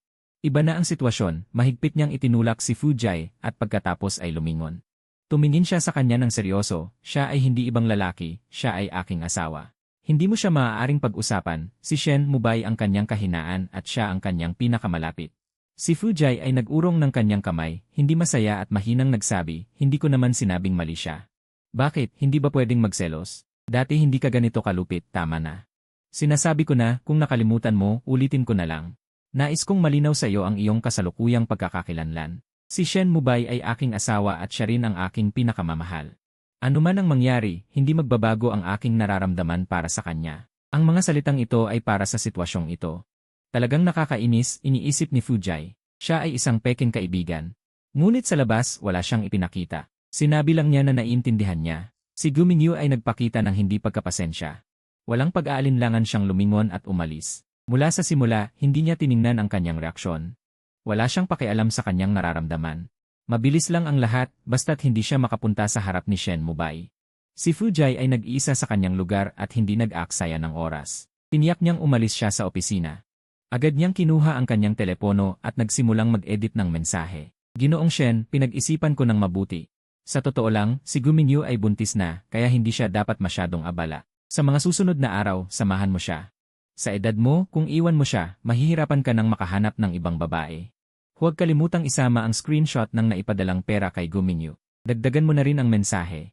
Ibibigay ko siya sa iyo sa loob ng isang araw." Matapos niyang ipadala ang mensahe, hindi niya nakalimutang burahin ang mga tala sa kanyang telepono. Sa kabilang dako, si Gu Mingyu ay nagmaneho ng mabilis sa ilalim ng garantiya ng kaligtasan. Hindi pa siya nakabalik sa malalayong daan.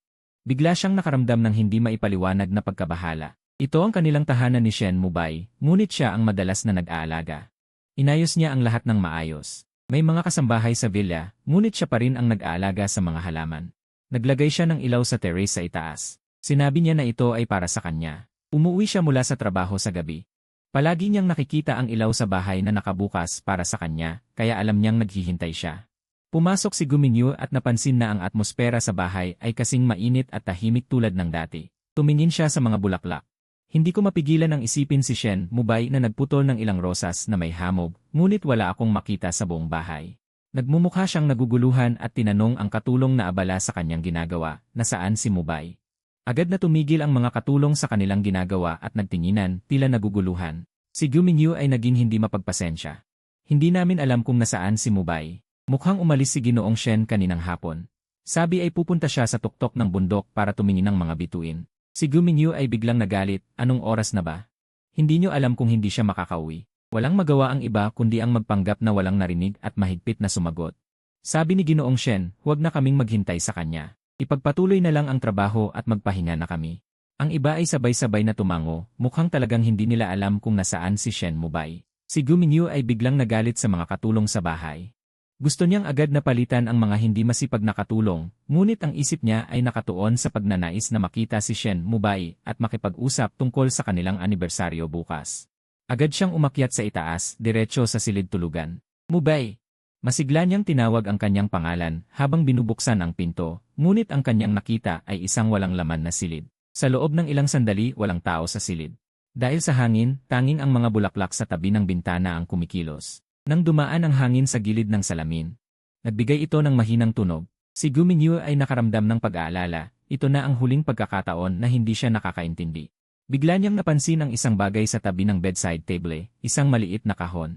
Ito ba ay regalo ni Shen Mubai para sa kanyang ikalimang anibersaryo? Si Gu Mingyu ay naguguluhan habang papalapit. Dito niya natagpuan ang isang sobre na nakatago sa ilalim ng kahon. Nang makita ang lagda sa itaas, siya ay biglang nataranta. Agad siyang tinamaan ng masamang pakiramdam. Ito ay isang bagay na iniwan ni Shen Mubai para sa kanya.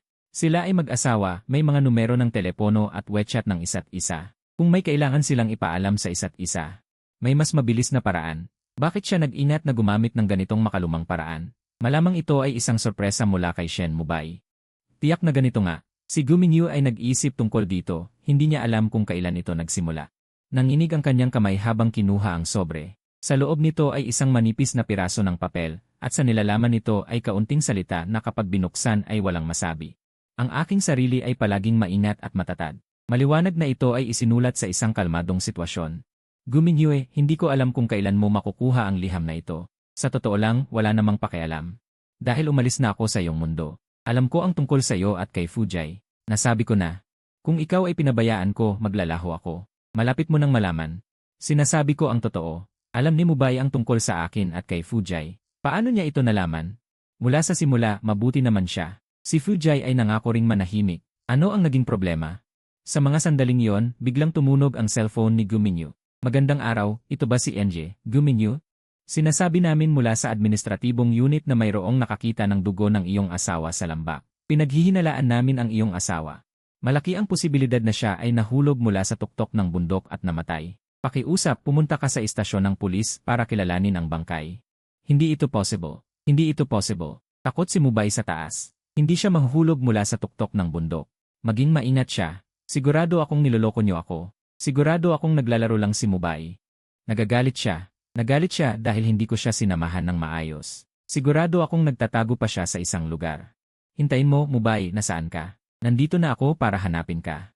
Bigla akong nahulog sa kabuluhan, parang ang buong mundo ay gumuho sa aking pag-alis. Si Gu Mingyu ay tumakbo palabas ng silid. Una, binuksan ang lahat ng mga silid sa espiritual na lugar at saka nagmadaling tumakbo pababa, isa-isang hinahanap.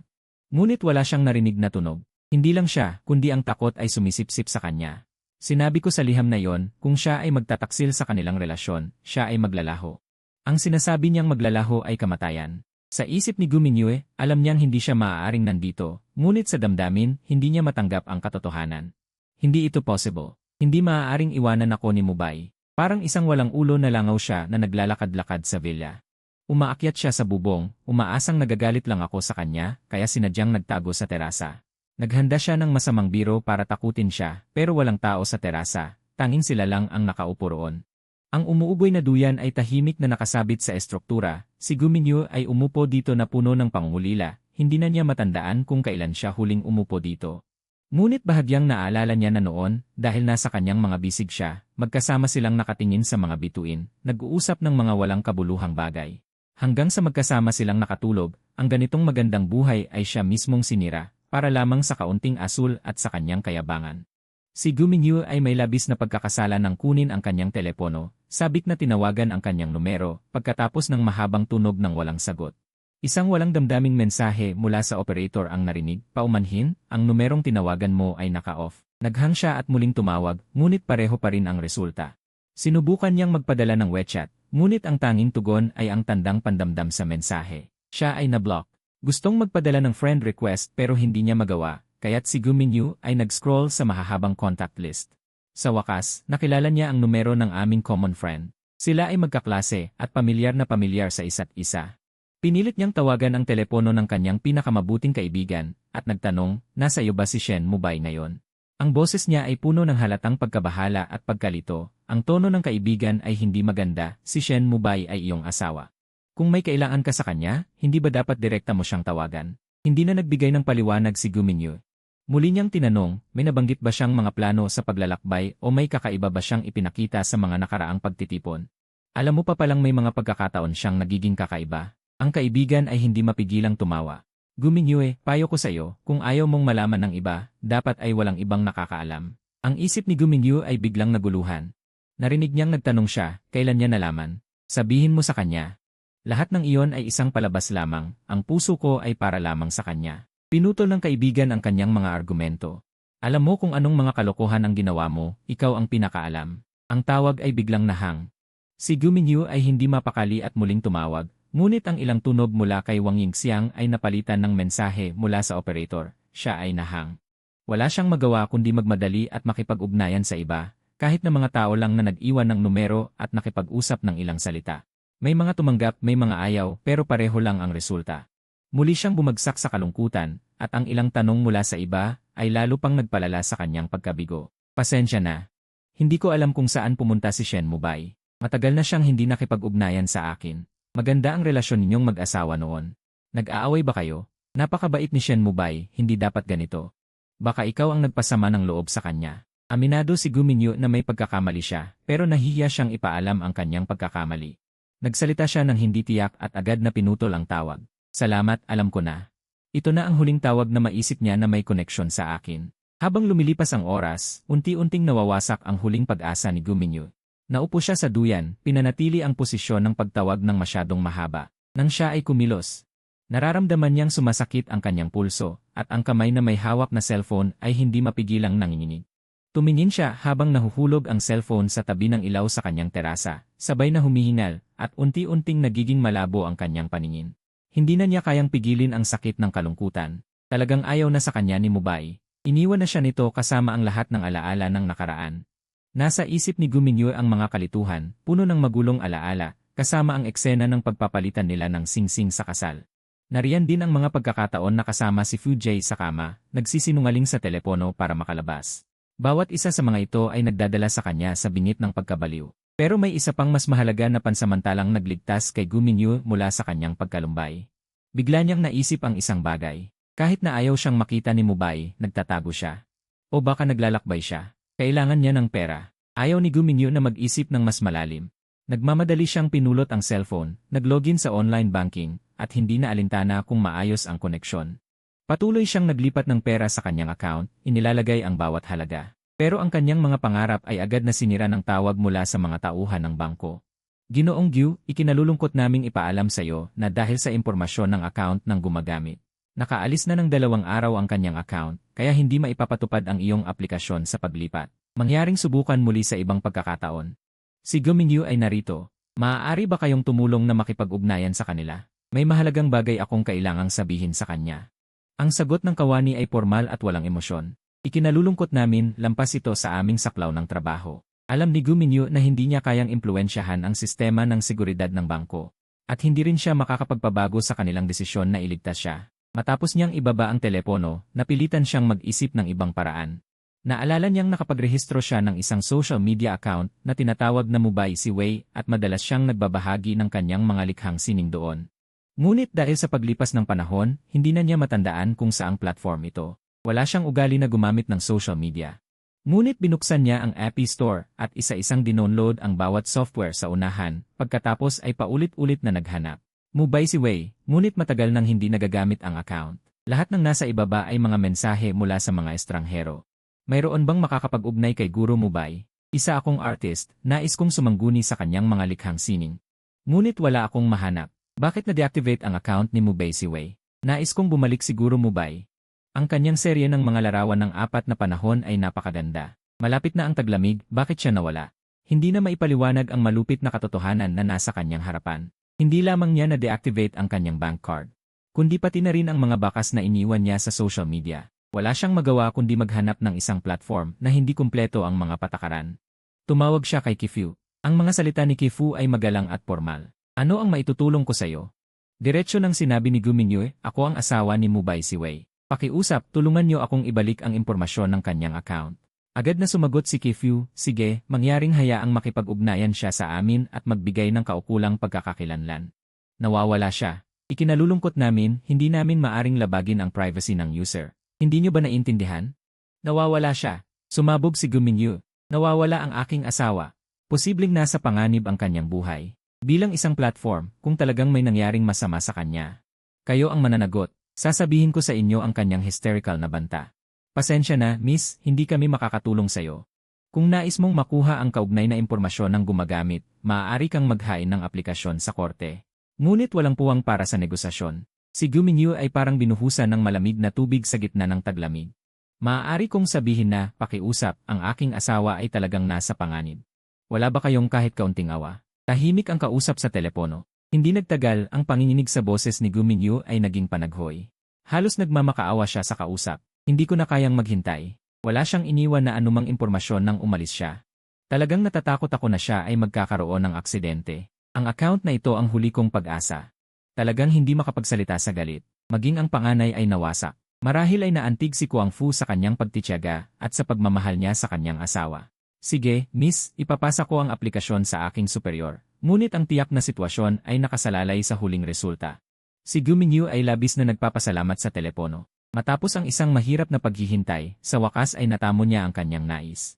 Si Mubay ay nag-isip. Ang impormasyon sa account ay nakatago. Ang aking social account ay nagsisilbing plataporma para sa pag-record ng buhay. Walang takot na nag-post ng maraming larawan at pang-araw-araw na teksto. May mga sweet moments ng pag-ibig at mga mainit na sandali pagkatapos nilang pumasok sa kasal. Mayroon ding mga lihim na kuha ng kanyang likod. Ang puso ni Gumingyu ay tila sumasama sa kanya. Tinitignan niya ang mga larawan at teksto sa kanyang telepono. Parang inuulit nila ang magagandang alaala na kanilang pinagsaluhan. Ngunit ang lahat ng ito ay huminto nang bigla 6 na buwan na ang nakalipas. Si Gumingyu ay parang nawala ang kanyang kaluluwa. Patuloy siyang umupo sa taglagas hanggang sa madilim bago bumalik sa kwarto. Pinili niyang humiga sa aking karaniwang pwesto sa pagtulog, nais niyang maramdaman ang aking temperatura. Ngunit ang kanyang nahahawakan ay malamig na kumot lamang. Ang isang tao sa gabi ay talagang nag-isa at hindi makatulog. Sa gitna ng kawalang pag-asa, biglang pumasok sa isip ni Gumingyu ang isang ideya. Nag-iwan ako sa kanya ng isang sorpresa, marahil ay nais niyang hanapin ako sa araw ng aming anibersaryo. Ang nakasabit sa dingding ay ang mga bato na nakadikit sa oras na ito. Ngayon ay isang bagong araw na, at ito rin ang anibersaryo ng kanilang ika-5 taon ng kasal. Si Gumingyu ay mabilis na bumangon at binuksan ang kahon na nasa tabi ng kanyang kama. Ang kanyang puso ay tila tinamaan ng kidlat. At ito ay isang kasunduan sa diborsyo. Sa isang iglap, ang takot, kawalang pag-asa, at kawalang magawa ay bumuhos sa kanyang isipan, pinilit siyang magbihis at bumangon mula sa kama. Gumamit ng pinakamabilis na paraan upang tumakas mula sa villa at nagmaneho diretsyo sa pinakamalapit na istasyon ng pulisya. Ginoong babae, sabihin mo ng dahan-dahan. Si Gumingyu ay pumasok na parang tumatakbo. Sabi niya nang walang boses, gusto kong mag-ulat. Nawawala ang aking asawa. Bago umalis, wala siyang iniwang anumang impormasyon. Wala siyang makontak kahit saan. Nalaman ng pulis na may nawawalang tao. Agad siyang tinanong tungkol sa tiyak na oras at lugar. Nag-atubili siya at sinabi, dapat ay umalis siya mula sa bahay. Pumunta siya sa tuktok ng bundok upang tumingin sa mga bituin. Tungkol sa tiyak na oras, marahil ay kagabi. Walang anumang bagay na maipaliwanag. Nang malaman ng pulis, ganoon ba kayo kalayo ng inyong asawa? Si Gumingyu ay ngumiti ng mapait, mabuti ang aming relasyon. Pero abala ako sa trabaho kamakailan. May mga hindi pagkakaintindihan din, kaya hindi na ito kasing ganda ng dati. Hindi na nagtanong pa ang pulis. Kumuha lamang sila ng mga kasama at batay sa mga numero ng telepono at iba pang mga pahiwatig, sinubukan nilang tukuyin ang lokasyon ng signal ng aking cellphone. Si Gumingyu ay naghintay na parang 1 taon ang lumipas, hanggang sa unti-unting lumiwanag ang madilim na kalangitan, ngunit wala pa ring balita na may kinalaman sa akin. May isang tawag mula sa isang estranghero. Sinagot ito ni Gumingyu. Si Mubay ay reyna. Ginoong Gyu, kami ay mga pulis mula sa rehiyon ng Yunwu Mountain. Kailan ka makakapunta sa istasyon ng pulis upang kunin ang mga bagay ni Ginoong Shen Mubay? Si Gumingyu ay tumakas buong gabi. Upang takasan ang resulta na ito, mas pinili niyang maniwalang nagtatampo ako at nagtatago. Ang tawag na ito ay isang masamang biro, ngunit ang tawag mula sa pulis ay nagwasak sa kanyang huling pag-asa. Nasa istasyon ba ng pulis ang kanyang katawan? Sabi ng kausap, ikinalulungkot ko, Ginoong Gyu. Maraming ligaw na hayop sa paligid ng Yunwu Mountain. Nag-organisa na kami ng mga pulis upang maghanap, ngunit hindi namin natagpuan ang katawan ni Ginoong Shen. May isang piraso ng damit na may dugo at wasak. Pinaghihinalaan namin. Maaaring ito ang kanyang katawan na kinain na ng mga ligaw na hayop. Huwag nang magsalita pa. Mahirap makaligtas kung nahulog si Ginoong Gu mula sa tuktok ng bundok, lalo na't may mga mabangis na hayop. Mangyaring magdalamhati. Sinabi ko na sa'yo na huwag nang magsalita. Nagalit siya at pinatay ang tawag. At in-block niya ang numerong iyon. Pero hindi nagtagal, may bagong numero na tumawag. Hindi na kayang pigilin ni Gu Mingyu ang kanyang galit at bigla siyang sumigaw, hindi maaaring patay si Mubay. Hindi maaaring. Mahahanap ko siya. Huwag na kayong tumawag sa akin. Sa kabilang linya ay isang kalmadong boses. Magandang araw, Yan Gyu. Ako ang abogado ni Asian Mubay. May ilang bagay siyang gustong iparating sa'yo sa pamamagitan ko. May oras ka bang makipagkita? May sasabihin si Mubay sa akin. Sige, pupunta ako agad. Agad na umalis si Gu Mingyu. Sa opisina ng abogado na napagkasunduan, siya ay nagmamadali, hindi alam kung ilang pulang ilaw ang kanyang nadaanan. Walang pakialam sa mga batas sa trapiko at sa kanyang sariling kaligtasan. Inanyayahan siya ng abogado sa opisina at magalang na inabot ang isang dokumento. Ito ang kasunduan sa diborsyo na ipinagawa sa akin ni Shen. Nakapirma na siya dito. Nakatitig si Gu Mingyu sa kasunduan sa diborsyo na hindi makapaniwala. Nasaan siya? Kahit na gusto niyang makipaghiwalay.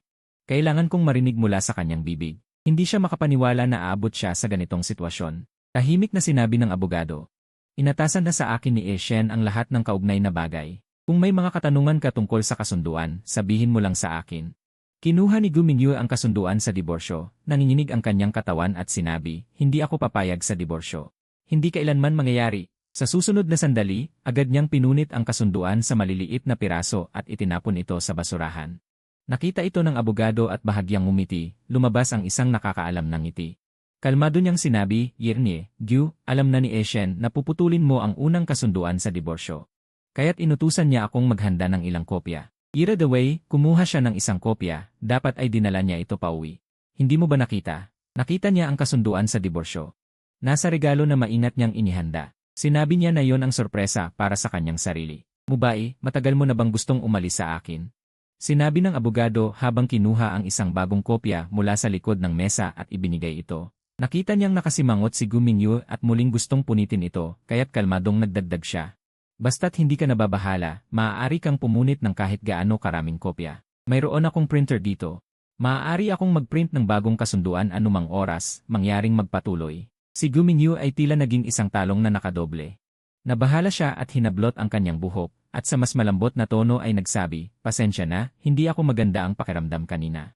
Ngunit hindi ko talaga kayang mawala siya. Maaari mo bang sabihin sa akin kung siya ba ay umakyat sa tuktok ng bundok? Umiling ang abogado, pasensya na, ako ay nakatuon lamang sa pag-aasikaso ng diborsyo. Wala akong kaalaman sa ibang bagay.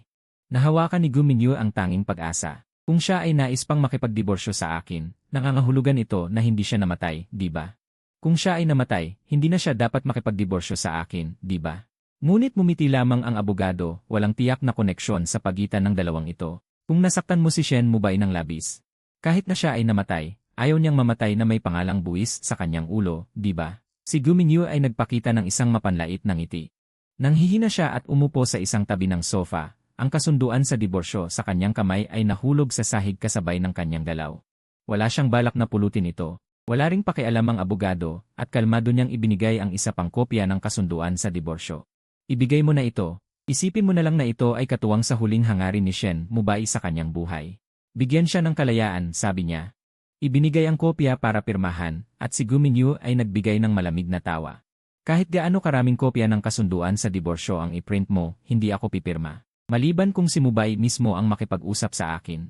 Ang aming relasyon sa loob ng maraming taon ay hindi matutukoy ng ilang pirasong papel, buhay man o patay.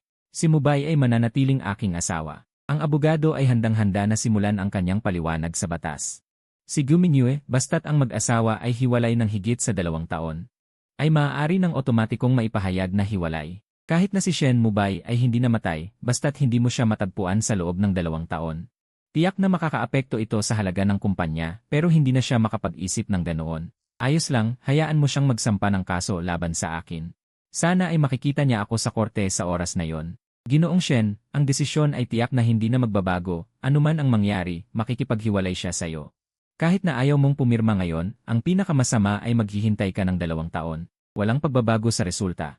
Bakit pa kailangang magpakaabala? Hindi nagpatinag si Gu Mingyu at matigas ang kanyang sinabi. Ayos lang, tiyak na mahahanap ko si Mubay sa loob ng 2 taong ito, hindi na ako maghihintay sa abogado. Nakatanggap siya ng tawag mula sa pulisya. Ginoong Gyu, matagumpay naming natukoy ang huling lokasyon ng signal ng cellphone ni Ginoong Shen. Kung maaari, pakiusap na dumaan ka rito agad. Agad na nalimutan ang kasunduan sa diborsyo. Si Gu Mingyu ay hindi natulog ng isang gabi at nakaranas ng matinding emosyon. Nang bumangon siya, bigla siyang nahilo pero hindi siya naglakas loob na magmaneho hanggat hindi siya sigurado. Agad siyang nagmadali patungo sa lokasyon na ipinadala ng pulisya. Akala niya ay natagpuan na ng pulisya ang kinaroroonan ni Shen Mubay, ngunit nang makarating siya sa lugar, labis ang kanyang pagkadismaya. Ang nakita niya ay isang malawak na bakanteng lupa. Bukod sa mga damong sumasayaw sa hangin at mga basura sa paligid, wala siyang nakita ni isang tao. Wala ring lumang bahay na maaaring pagtaguan. Lumapit si Gu Mingyu sa sasakyan ng pulis at nagtanong na may pag-aalala. Sigurado ba kayo na nandito si Mubay? Sa basurahan. Ibinigay ni Jiang Zhuang ang cellphone na nasa ebidensya sa kanya at sinabi, Ginoong Gyu, ikinalulungkot ko, sa kasalukuyan ay ito lamang ang natagpuan namin sa lugar. Maaaring nailipat ito mula sa ibang basurahan patungo rito para itapon. Tungkol kay Ginoong Shen, wala pang natagpuang bakas. Dahil sa pagkaubos ng baterya, otomatikong namatay ang cellphone. Agad na nakilala ni Gu Mingyu na ito ay cellphone ni Shen Mubay. Nang makita ito, siya ay nahimatay. Agad siyang tinulungan ng mga pulis. Ginoong Gyu, kumusta ka? Kailangan mo ba ng ambulansya? Hindi ako mahihimatay. Pinipilit niyang manatiling gising at walang pagod na humingi ng tulong sa bawat tao na kanyang nakikita. Sino ang may dalang power bank? Gusto niyang buksan ang cellphone ni Shen Mubay upang tingnan kung mayroon pa siyang mensahe para sa kanya. Ang mga tao sa paligid ay nagkatinginan. Lahat ay umiling at nagpakita ng kawalang kakayahan. Sa oras na siya ay nawawala ng pag-asa, isang mabait na babaeng pulis ang tahimik na lumapit sa kanya. Ibigay mo ito, subukan mo ang charger na ito, baka magamit ang charging cable. Salamat, talagang salamat. Halos umiyak si Gu Mingyu sa sobrang saya, tahimik siyang nanalangin sa langit. Dapat ay may kaugnayan ito kay Shen Mubay. Pero tila nagbibiro ang langit, wala nang iba sa cellphone kundi siya at ang bangko. Ang mga tawag kay Shen Mubay na hindi nasagot ay mga mensahe mula kay Fujay. Hindi alam ni Fujay kung saan niya nakuha ang numero ko. Walang pagod siyang nagpadala ng marami, ang pinakahuli ay mula pa kahapon ng umaga. Sa puso ni Gu Mingyu, umusbong ang hindi maipaliwanag na emosyon. Pinipigilan ang pagduduwal, isa-isa niyang tiningnan ang mga mensahe. Ginoo Shen, alam mo na ba? Ngayon, may responsibilidad na ako sa'yo. Kung hindi, paano niya ako mamahalin? Ang mga lalaking walang nagmamahal ay talagang kawawa. Tingnan mo, ito ang relo na siya mismo ang nagdisenyo para sa akin. Mas malaki pa ang diamante kaysa sa kasal nyo. Ngayon ang kaarawan ko, tiyak na niloko ka na naman niya na pupunta siya sa kliyente. Sa totoo lang, nandyan ako sa tabi niya nang tumawag siya sa'yo. Ang mga mensaheng ito ay may kasamang maraming litrato, kasama na ang mga litrato nilang magkasama. Biglang sumigaw si Gu Mingyu. Lagi niyang iniisip si Fujay na parang isang maliit na tuta na kayang bilhin sa ilang pera. Hindi niya akalain na ang kanyang mga plano at gawi ay mas malalim kaysa sa kanyang inaasahan. Walang kaluluwa, ibinalik niya ang charger sa pulis na babae. Pagkatapos, umupo siya sa sasakyan at tumawag kay Fujay. Saan ka man naroroon, pumunta ka agad sa bahay ko at humiga. Ayaw na niyang makita siya. Ang lahat ng may kaugnayan sa kanilang relasyon ay nagdudulot sa kanya ng labis na pagkabahala. Bahagyang nahulaan ni Fujay ang dahilan ng kakaibang emosyon ni Gu Mingyu. Masaya siyang nag-ayos ng buhok at nagbihis. Pagkatapos, pumunta siya sa villa. Ito ang kanyang unang pagkakataon na pumasok sa loob, parang manok na naglalakad sa paligid ng bahay. Diretso siyang pumasok sa closet para maghanap. Nang bumalik si Gu Mingyu sa bahay, ang unang nakita niya ay si Fujay na nakatayo sa hagdang bato at nag-uutos. Nakaangkop na siya sa papel ng may-ari ng bahay, mataas ang kanyang boses na nag-uutos sa iba na gumawa ng mga bagay. Walang natirang larawan sa dingding. Sino ang may gusto sa mga walang halaga na litrato? Sa ibang araw, bibili ako ng mga mamahaling larawan sa gallery. Ito ay villa, hindi isang malaking bahay sa bukirin. Anong klaseng mga halaman ang itatanim dito? Akala ng iba walang pera ang bahay na ito. Magpadala ng mga sariwang bulaklak at kapag nalanta, palitan.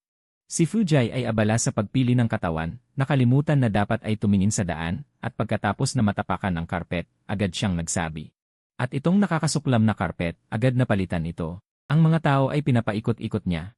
Sa isang sandali, hindi alam kung ano ang uunahin, hanggang sa huminto si Gu Mingyu at nag-utos, sige, bumaba na kayo. Sige, yan Gyu. At itong utos ng Ginoo, susundin ba natin? Sino ang hindi malinaw kung sino ang tunay na may-ari ng bahay? Si Gu Mingyu ang tunay na may-ari ng bahay. Ang mga tao ay talagang matalino, sino ang makakagalit? Sino ang hindi dapat galitin? Agad na sumunod sa kanyang utos at umalis, kahit papaano ay hindi na sila nandyan sa sala. Nakita ni Fujay na hindi maganda ang kanyang mukha. Akala niya ay umalis na siya, nahirapan siyang tanggapin ito. Lumapit siya sa kanya, nilalaro ang kanyang braso at sinabi, isang tawag mo lang, nandito na ako. Bakit wala kang ngiti? Huwag kang malungkot, nandito ako para samahan ka. Kasabay ng kanyang mga salita, dahan-dahang binuksan ang kanyang bathrobe, unti-unting dumulas ito. Tamang-tama ay nahayag ang kanyang mga ebis, ang bathrobe ay panimula lamang, ang damit sa loob ang tunay na pangunahing bahagi. Malinaw na alam ng mga ebis kung bakit gusto siya ni Gu Mingyue. Ginamit niya ang kanyang kalamangan at inabot ang kanyang pang-itaas. Wala nang ibang tao dito, anuman ang gusto mong gawin, kaya kong pasayahin ka. Ang mga salitang ito ay tila labis na pang-uinsulto kay Gu Mingyue sa oras na ito. Si Shen Mubay ay nagalit at umalis, ano pang kasiyahan ang natitira. Tinitigan niya ng malamig ang mga ebis, anong suot mo? Ngumiti ang mga ebis. Nakuha mo, ito ay bathrobe na nakuha mula sa closet. Ano sa tingin mo, nakakastimulate ba? Ito ay bathrobe ni Shen Mubay. Suot ang kanyang damit, nakikipaglandian sa kanyang asawa. Talagang nakakastimulate isipin, ngunit si Gu Mingyue ay tahimik na hinila ang kanyang bathrobe. Ang mga ebis ay nahulog sa kanyang galaw, ngunit sa harap ng kanyang hindi maipaliwanag na tingin. Mayroon din siyang natatanging paraan ng pagtugon, agad na bumagsak pasulong at nahulog sa kanyang mga bisig. Ang itsura niya ay nakakaawa at nakakalungkot. Hindi siya makapaniwala na wala siyang reaksyon. Noong una, siya ang nagpasimula. Nakuha niya ang loob niya. Karaniwan, nag-aakto siya na parang walang pakialam. Nang dumating siya sa kama, hindi ba siya nakapagpigil? Pero mukhang iba ang sitwasyong ito. Si Gu Mingyue, sa harap ng sinumang nagtatangkang akitin siya sa ganitong paraan, ay tila nawawalan ng gana. Isinampal niya siya palayo at nagalit na nagtanong, bakit mo ibinibigay kay Mubay ang mga yon? Mga mensaheng hindi kaaya-aya. Sa isip niya, nagulat siya na nangyari ito ng mas maaga. Nagkunwari siyang hindi alam, anong mensahe? Bakit hindi ko maintindihan ang sinasabi mo? Hindi siya umaasa na makakapagtago siya magpakailanman, pero sa ugali ni Shen Mubay, hindi siya dapat manahimik.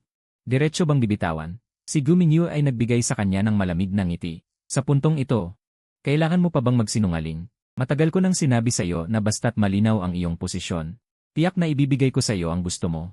Naglakas loob ka pang mangabala sa kanya. Lalo siyang nagalit. Sa huli, kahit ang kanyang magandang mukha ay nagbago na. Si Fu Jai ay unang beses na nakita siyang ganito. Siya ay tila napakaawa. Ang kulay sa kanyang mukha ay biglang nawala at ang kanyang mga labi ay nanginginig. Pakinggan mo ako, ito ay isang hindi pagkakaintindihan. Maaari kong ipaliwanag. Kung makakaraos siya sa sitwasyong ito, magiging madali na ang mga susunod na bagay. Pero si Gu Mingyue, hindi na siya bibigyan ng pagkakataon na ipagtanggol ang sarili. Kinuha niya ang aking telepono at pinindot ang screen. Pinilit siyang tingnan ang mga mensahe. Gusto mo bang sabihin na ang mga bagay na ito ay kuha mula sa iyong telepono at ipinadala sa kanya? Habang nagsasalita siya, dahan-dahan niyang iniscroll ang mga pahina upang hindi makapagsalita si Fu Jai at maiwasang makapagsalita ng mga salitang nag-aapoy. Ang unang reaksyon ni Fu Jai ay ang agawin ang telepono pero handa na siya at agad na ibinalik ang telepono. At pagkatapos ay patuloy na nagtanong, nakita ko na lahat ng mensahe na ipinadala mo. Mula sa 6 na buwan na ang nakalipas, tuwing ilang araw ay nagpapadala ka sa kanya ng mensahe, anong puso ang itinatago mo? Hindi nakapagtataka na tumigil ako sa pag-update ng kanyang account sa social media mga 6 na buwan na ang nakalipas. Napagtanto ko na ang mga taon ng relasyon ay isang biro lamang. Ano ang halaga ng mga damit pangkasal mula sa pagmamahal? Walang iba kundi ang pag-aaksaya ng ilang taon ng isa't isa. Nakita ni Fu Jai ang mga ebidensya at hindi na naglakas ng loob na galitin si Gu Mingyue. Sa halip, mabilis siyang kumurap at naglabas ng ilang patak ng luha, umiiyak na sinabing, nagkamali talaga ako. Pakiusap, patawarin mo ako sa pagkakataong ito. Sobrang mahal kita. Si Gu Mingyue ay may puot sa kanyang mukha at tinignan siya ng masama. Sobrang mahal mo ako o sobrang mahal mo ang pera ko? Alam mo sa sarili mo. Sa lahat ng panahon, ang kanyang pagpapanggap sa harap niya ay tila walang kapintasan. Akala niya siya ay mababaw at tanga. Hindi niya kailanman naisip na dapat niyang alamin ang kanyang mga iniisip. Hindi niya akalain na ang kanyang tunay na pagkatao ay napakakasuklam. Naramdaman niya na ang kanyang dating magandang pananaw ay isang biro lamang. Si Fu Jai ay lumapit upang tulungan siya. Tahimik niyang ipinaliwanag, pakiusap, patawarin mo ako sa pagkakataong ito. Umalis na siya. Sa hinaharap ako na lamang ang makakasama mo. Si Gu Mingyue ay nagalit at ang kanyang isipan ay puno ng ingay. Hindi na niya marinig ang kanyang boses, tanging ang paggalaw ng kanyang mga labi ang kanyang nakita, nagsasalita ng mga paliwanag na alam niyang walang halaga. Sapat na, wala siyang puso sa kanya at itinuturo ang direksyon ng pintuan. Pinipigilan ang kanyang mga ngipin, naglabas siya ng isang paungusap, umalis ka na agad. Mula ngayon, ayaw ko nang makita ang mukha mong ito. Si Fu Jai ay itinulak niya ng malakas at bumagsak sa lupa, walang balak na bumangon. Sa halip, hinawakan niya ang gilid ng karpet na kanina ay gusto niyang ipalit, nagkukunwaring kawawa at umiiyak, hindi ako aalis, huwag mong kalimutan. Ngayon ay ikaw ang nag-imbita sa akin. Si Guminyu ay hindi na lumingon at umalis, nag-iwan ng isang pangungusap. Huwag kang maging masyadong mapagmataas. Sa ngalan ng mga nakaraang alaala, ito ang huli niyang pagkakataon. Ngunit siya ay nalulumbay sa pagkawala ng kanyang pinagkakakitaan, nagpa siya na umiyak upang makakuha ng dagdag na bayad sa paghihiwalay bago bumangon. Si Guminyu ay nababahala sa ingay ng kanyang pag-iyak. Pinipigilan ang kanyang kamay na hawak ang cellphone ni Mubay, huminga siya ng malalim at pagkatapos ay tumawag ng seguridad, sinabing, ihagis mo siya palabas. Kung sakaling bumalik siya, tawagan na lang ang pulis. Ang mga gwardiya ay kumikilos para sa pera. Siyempre, agad silang sumunod. Ano ang gusto niyong gawin? Hindi inasahan ni Fujay na seryoso si Guminyu sa pagkakataong ito.